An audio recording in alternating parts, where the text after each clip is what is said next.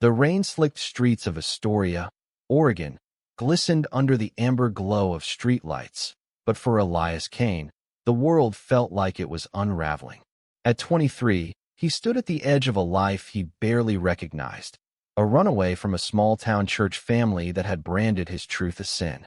Tonight, in a boutique clothing store, he would meet someone who would change everything. Elias pushed open the door to Threads and Tides, a cozy shop nestled between a bakery and a record store. The bell above the door chimed, and the scent of cedarwood and lavender hit him, a stark contrast to the damp chill outside. He needed a new jacket. His old one was fraying, a metaphor for his life. The store was nearly empty, save for a few customers browsing racks of flannel and denim. Elias's eyes darted nervously, his hands stuffed in his pockets, as if he could hide the weight of his past. "Need help finding something?" The voice was warm, smooth like honey, and it came from a man leaning against the counter. He was tall, with broad shoulders and green eyes that seemed to see right through Elias.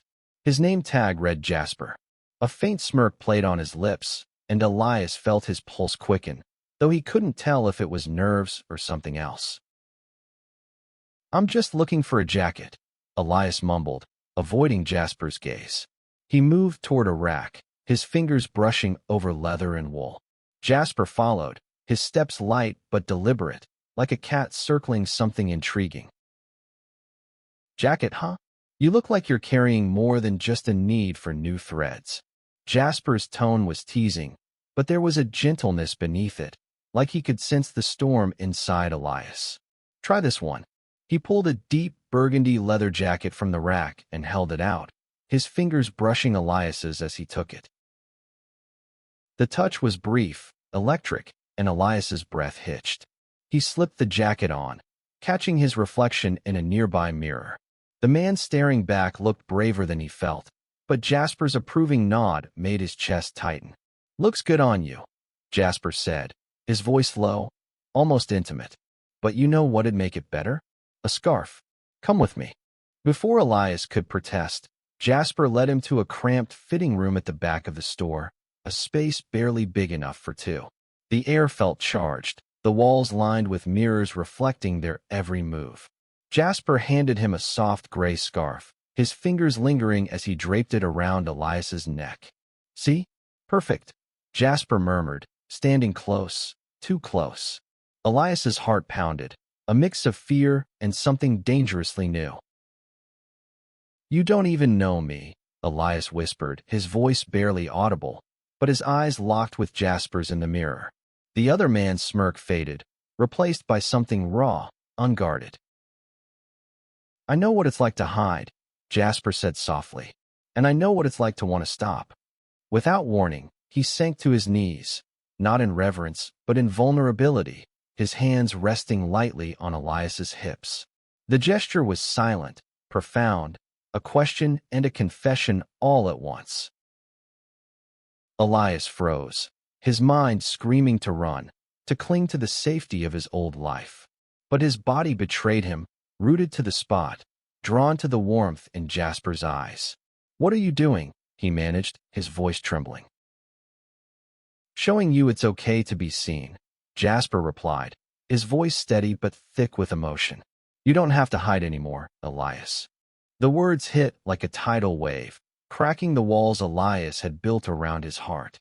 He didn't know how Jasper saw through him so quickly, but in that tiny fitting room, under the weight of a stranger's gaze, he felt something shift, a spark of courage, a whisper of freedom. They stayed like that for a moment, the world outside fading away. Then the bell above the shop door chimed, snapping them back to reality. Jasper stood, brushing off his jeans with a sheepish grin. "Come on," he said, his tone lighter now. "Let's find you that scarf." As they stepped out of the fitting room, Elias felt the weight of his past still clinging to him, but it was lighter now, like a shadow losing its grip. He didn't know Jasper, didn't know what this moment meant, but for the first time in years, he felt alive. The rest of the evening passed in a blur. Jasper rang up the jacket and scarf, tossing in a discount for being a good sport. Elias lingered, pretending to browse, stealing glances at Jasper as he helped other customers. There was something magnetic about him, his easy laugh, the way he moved like he owned the space but never made anyone feel small. When Elias finally left, the rain had stopped, and the night air felt crisp, full of possibility. He walked to his tiny apartment above a coffee shop, the jacket slung over his shoulder, the scarf soft against his neck. His mind replayed the fitting room, Jasper's knees on the floor, the unspoken promise in his eyes. Elias didn't know if he was ready for whatever this was, but he knew he couldn't go back to the person he'd been. That night, as he lay in bed staring at the ceiling, the sound of waves crashing in the distance, Elias made a decision. He would go back to Threads and Tides tomorrow, not for clothes, but for answers, to who Jasper was, to what he'd stirred in Elias's heart, and to the life he might finally dare to live. The next morning, Elias woke to the scent of coffee drifting up from the shop below, but his thoughts were already on Jasper. He pulled on the burgundy jacket, the scarf still draped over his chair, and headed out, his heart a tangled mess of nerves and hope. Astoria's streets were alive with the hum of early risers, but all Elias could think about was the fitting room, the weight of Jasper's hands, and the way his voice had cut through years of shame. Threads and Tides was quieter today, the morning light filtering through the windows, casting soft patterns on the wooden floor. Jasper was behind the counter again, this time sorting through a box of vintage pins. He looked up as Elias entered, his green eyes lighting up with recognition. "Back already?" he teased, but there was a warmth in his tone that made Elias's stomach flip. "I forgot to ask about the return policy," Elias lied, his voice faltering. Jasper raised an eyebrow, clearly not buying it, but he played along. "Return policy's simple. Keep what fits, give back what doesn't." He stepped out from behind the counter, closing the distance between them. "So what's really bringing you back, Elias?"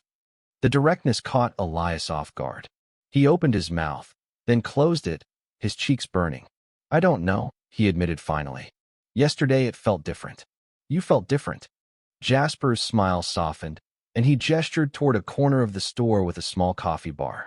"Come on, let's talk. Coffee's on me." They sat on mismatched stools, the hum of the espresso machine filling the silence. Jasper poured 2 cups, sliding one to Elias. "You're not from around here, are you?" he asked, his tone gentle but probing. Elias shook his head. "Grew up in Idaho. Small town, smaller minds. Left a year ago when my family," he trailed off, the words too heavy. Jasper didn't push, just waited, his presence steady. "They didn't take it well when I told them I'm gay," Elias finished, his voice barely above a whisper.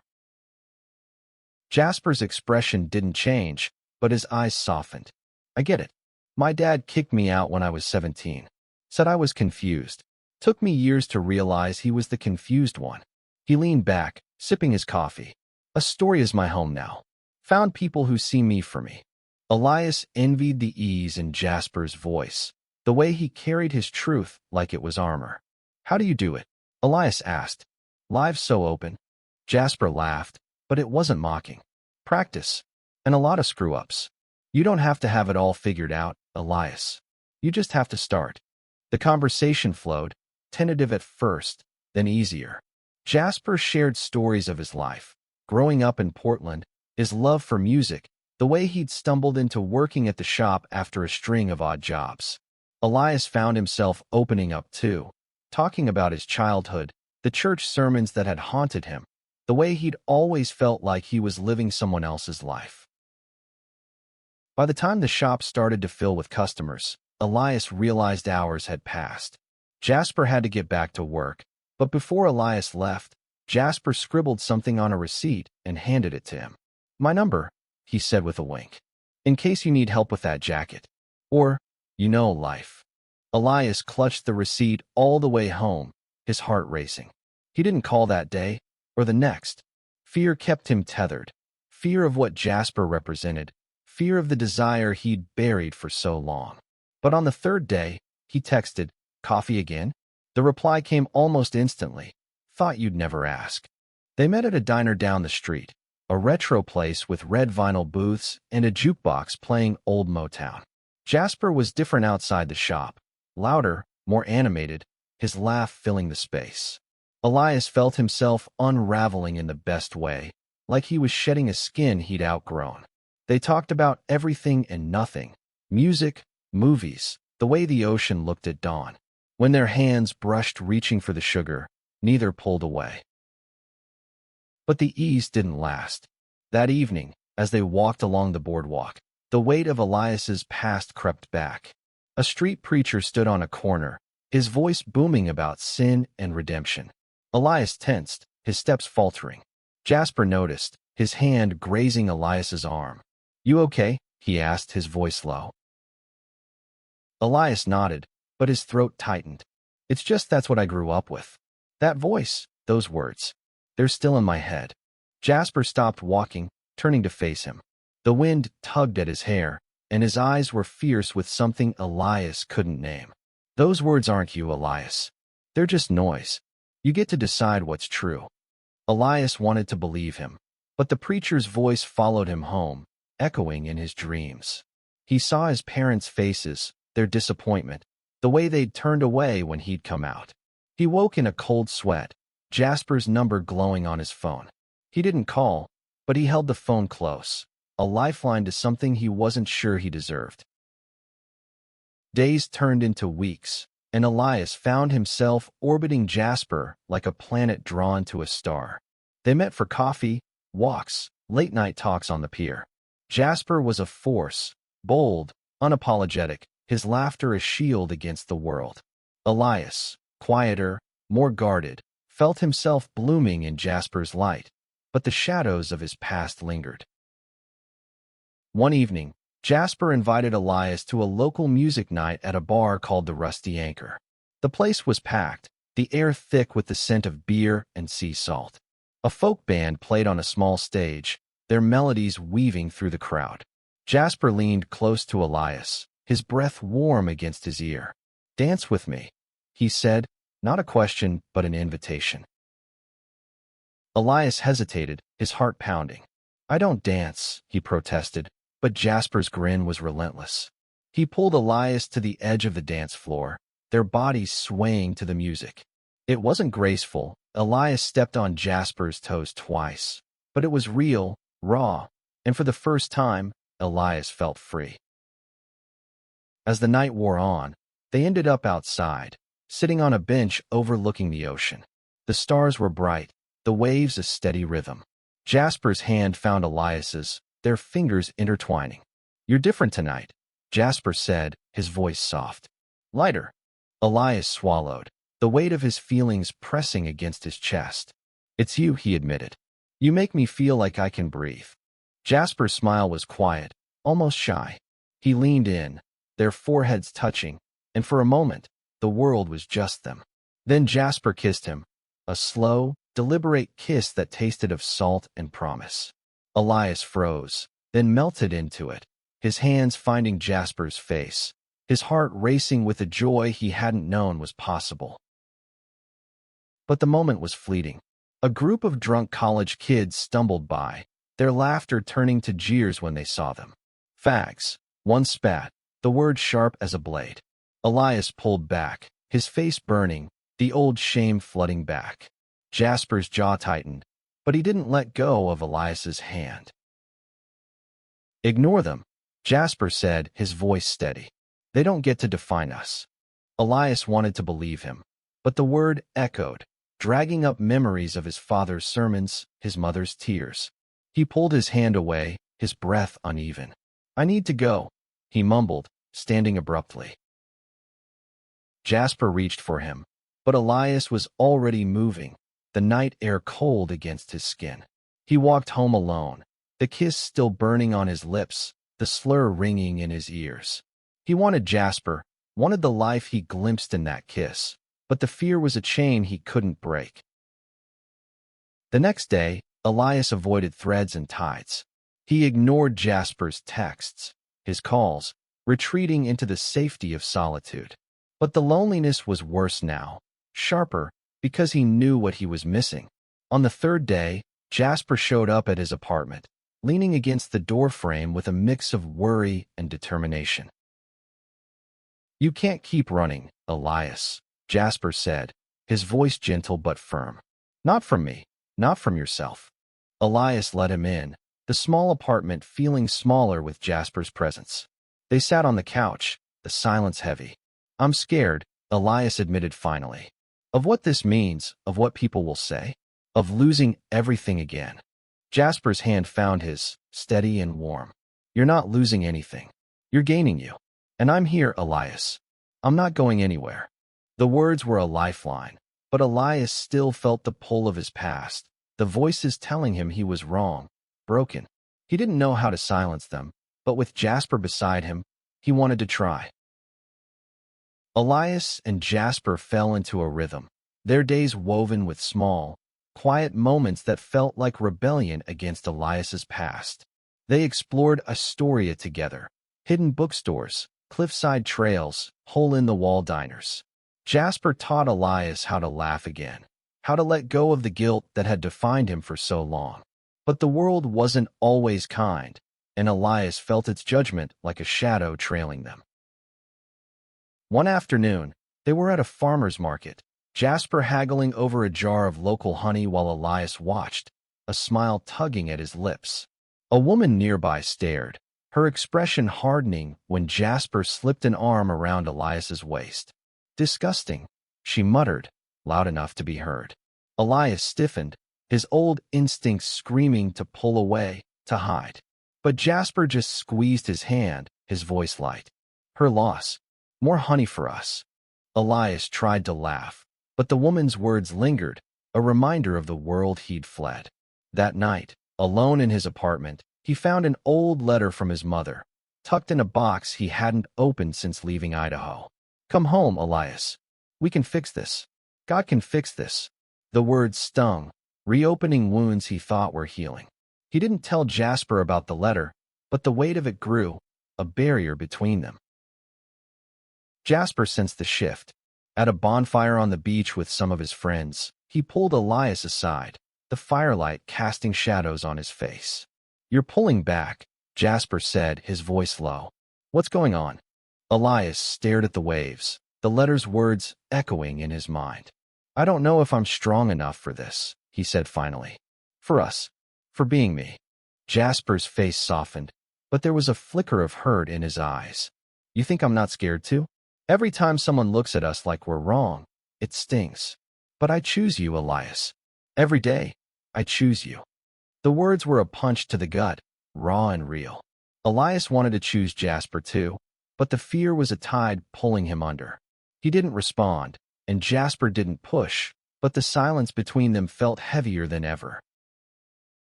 The next day, Elias got a call that changed everything. His younger sister, Mara, was in town, passing through on a road trip. They hadn't spoken since he'd left home, and the thought of seeing her filled him with dread and hope. They met at a cafe, Mara's familiar brown eyes searching his face. She looked older, her hair dyed blue, a quiet defiance in her posture. "I miss you," she said, her voice breaking. "Mom and Dad, they're wrong about you, Elias. I don't care who you love. I just want my brother back." Elias's throat tightened, tears stinging his eyes. He told her about Jasper, about the fitting room, the kiss, the fear. Mara listened, her hand squeezing his. "You deserve to be happy," she said. "Don't let them take that from you." Her words stayed with Elias, a counterpoint to the letter's poison. He invited Jasper to meet Mara the next day, a tentative step toward bridging his worlds. At a picnic by the river, Jasper and Mara hit it off, their laughter easing the knot in Elias's chest. For the first time, he felt like he could belong, to Jasper, to himself, to a family that chose love over judgment. But the past wasn't done with him. That night, Elias's phone lit up with a call from his father. The voice on the other end was cold, unyielding. "Your sister told us you're still confused. Come home, Elias. We can help you." Elias hung up, his hands shaking. He didn't tell Jasper about the call, but the fear was back, sharper now, threatening to unravel everything he'd built. The call from his father lingered like a bruise, but Elias pushed it down, focusing on Jasper. They spent more time together, their connection deepening with every shared glance, every quiet touch. Jasper took Elias to a local art gallery, where they wandered through rooms of vibrant paintings, their hands brushing as they pointed out their favorites. Elias felt himself falling, not just for Jasper, but for the person he was becoming, someone who could love without shame. But the world kept testing them. At a community festival, they walked hand in hand, Jasper's confidence a shield against the occasional stares. Elias was starting to feel safe, but then a man from the crowd, a face Elias vaguely recognized from his hometown, approached. "Elias Kane?" the man said, his voice dripping with disdain. "Didn't think you'd stoop this low."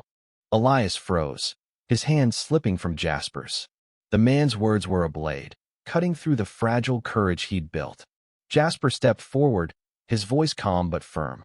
"You don't know him. Walk away." The man sneered but left, and Jasper turned to Elias, his eyes searching. "You okay?" he asked, but Elias could only nod, his throat tight.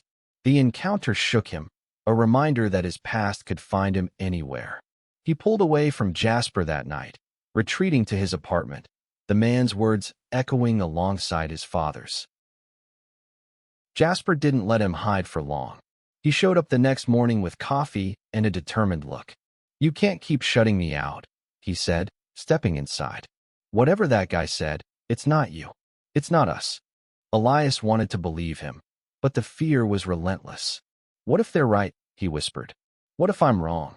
Jasper's face hardened, not with anger, but with resolve. "You're not wrong, Elias. You're human.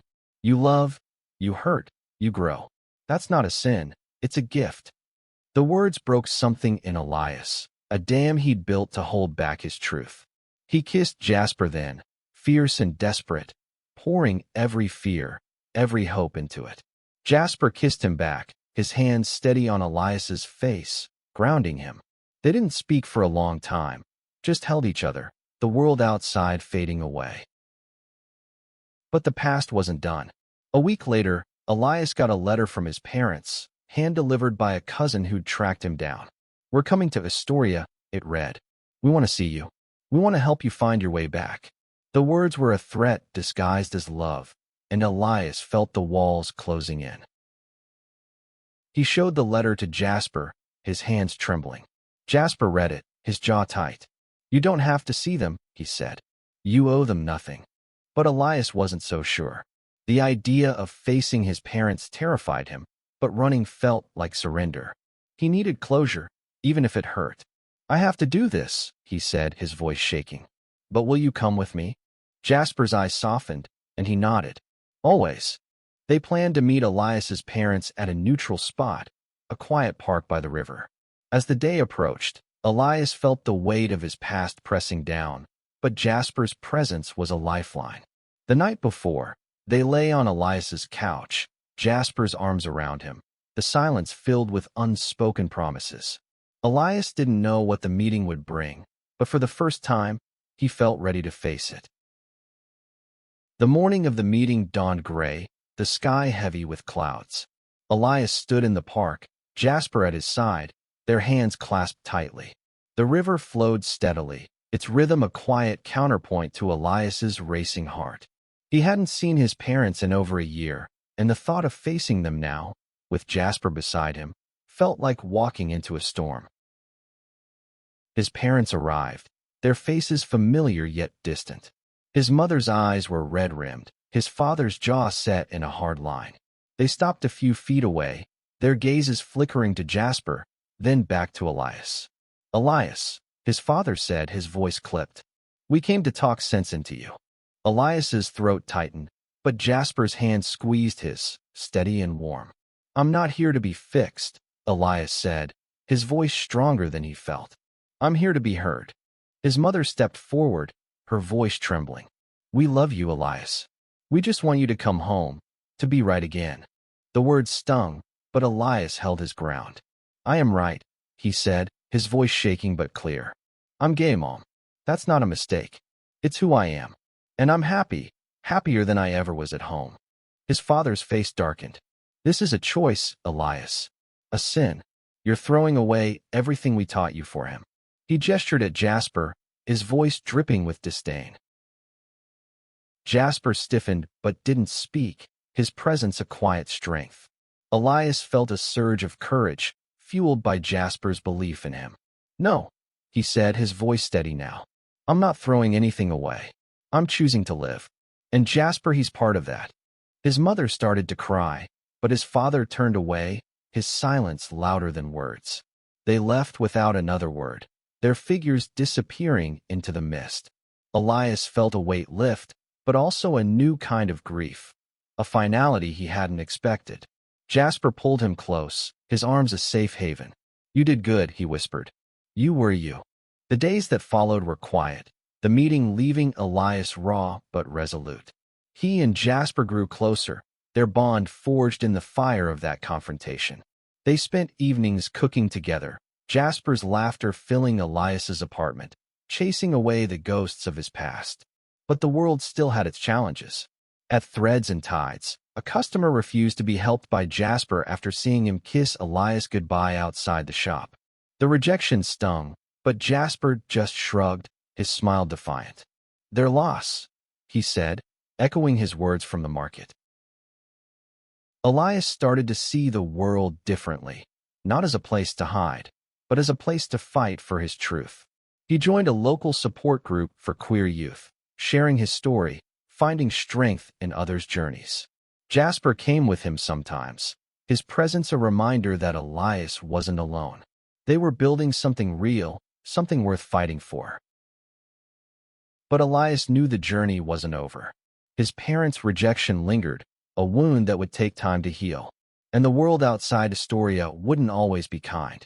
Yet, with Jasper by his side, Elias felt a spark of hope, a belief that he could face whatever came next. Spring arrived in Astoria, the town blooming with new life. Elias and Jasper had settled into a rhythm, their days filled with love and the quiet courage of living openly. Elias started working part-time at Threads and Tides, his confidence growing with every customer he helped, every smile he shared with Jasper. The shop became their sanctuary, a place where their love could breathe. One evening, as they closed up the shop, Jasper pulled Elias into the fitting room where it all began. The mirrors reflected their faces, softer now, marked by months of growth. Jasper knelt again, but this time it wasn't a question, it was a promise. He held up a small silver ring, simple but shining with meaning. I'm not asking you to marry me, Jasper said, his voice thick with emotion. Not yet, but I'm asking you to keep choosing us. To keep choosing you. Elias's eyes filled with tears, but they were tears of joy, not fear. He took the ring, slipping it onto his finger, and pulled Jasper up into a kiss that felt like a vow. I choose you, he whispered. Always. The ring was a reminder, a talisman against the doubts that still crept in. Elias's parents hadn't reached out since the park, but Mara called often, her support a bridge to a family he was rebuilding. He started writing letters to his parents, not expecting replies, but needing to speak his truth. Each word was a step toward healing, a way to reclaim his voice. The town wasn't always kind, but it was changing. At a pride event on the boardwalk, Elias and Jasper walked hand in hand, surrounded by a community that celebrated them. The street preacher was there, his voice quieter now, drowned out by music and laughter. Elias felt a pang of pity for him, trapped in his own fear, but he didn't let it dim his joy. As summer approached, Elias and Jasper planned a road trip up the coast, just the two of them. They stood on a cliff overlooking the ocean, the wind carrying their laughter. Elias looked at Jasper, his green eyes bright with love, and felt a peace he'd never known. The journey hadn't been easy, and there would be more challenges ahead, but he was no longer running. In that fitting room, all those months ago, Jasper had knelt and offered Elias a glimpse of freedom. Now, standing together, they were living it. Their love was a quiet rebellion, a testament to the power of choosing yourself. of finding redemption not in fixing who you are, but in embracing it. Elias took Jasper's hand, the ring catching the sunlight. "Thank you," he said, his voice steady, "for seeing me." Jasper smiled, pulling him close. "Always." And as the waves crashed below, Elias knew he was home, not in a place, but in the space they'd carved out together, a space where love was enough.